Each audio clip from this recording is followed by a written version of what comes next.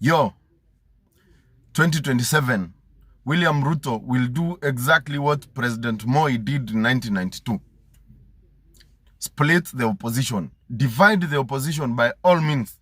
Moi was going to be beaten by Matiba in 1992. But what did he do? He reached out to Kijana Wamalwa. Kambaya Nyumba Runda.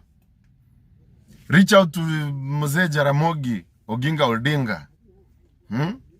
Leak the information before the meeting happens between Moi and Jaramogi. Opposition ikakuwa offended na Jaramogi. Jaramogi akasema mmekuwa offended na mimi naenda ballot peke yangu. Kaenda Ford Kenya ballot. Kijana Wamalwa ballot. Moi alikuwa ametuma Kibaki initially kutoka kwa serikali yake. Kibaki was a minister in Moi's government. Moi akamtuma nje conveniently, ati amemsack, ati Kibaki ameresign, amemtuma nje. Aenda asimame aribu kura ya Mount Kenya ya Kenneth Matiba. Moi split the opposition successfully in 1992.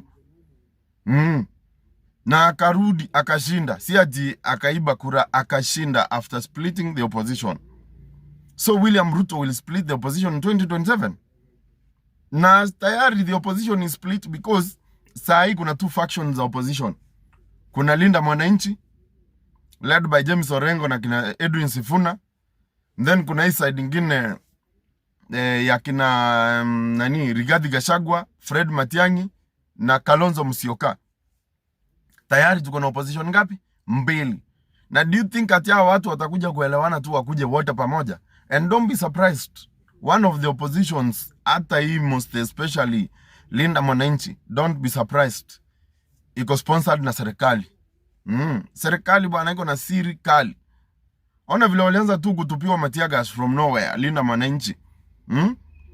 To elevate them. Sahi Sifuna ako elevated, is presidential.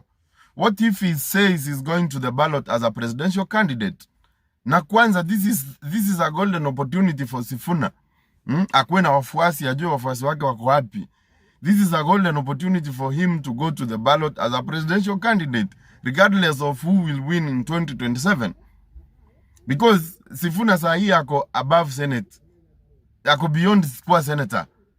Akirudi kuwa senator Nairobi, historia yake tutasahau, tutaweka katika kaburi la sahau. Sahi ni golden opportunity yake ya kwenda kwa ballot as a presidential candidate. Apate milioni yake 3, hata kama anasplit hiyo position, apate milioni yake 3,